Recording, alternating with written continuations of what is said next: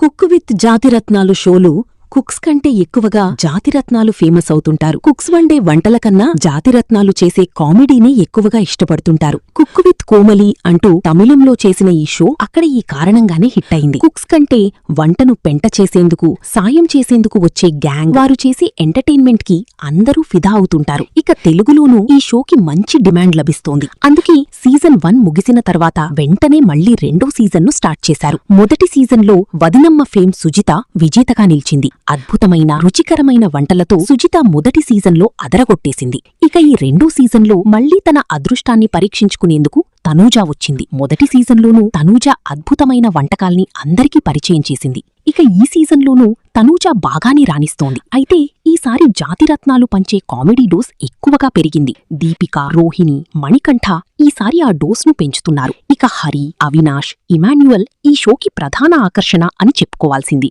ఇక జడ్జిలగా సంజయ్, అలీ, అరుణ, శ్రీదేవి అందర్నీ ఆకట్టుకుంటున్నారు. ఈ శని ఆదివారాలు వచ్చే ఎపిసోడ్స్, వాటికి సంబంధించిన ప్రోమోలు ఇప్పుడు వైరల్ అవుతున్నాయి. ఇక తాజాగా వదిలిన ప్రోమోలు చూస్తే అడ్వాంటేజ్ టాస్క్ కి సంబంధించి ఫుల్ కామెడీ జనరేట్ అయ్యేలా కనిపిస్తోంది.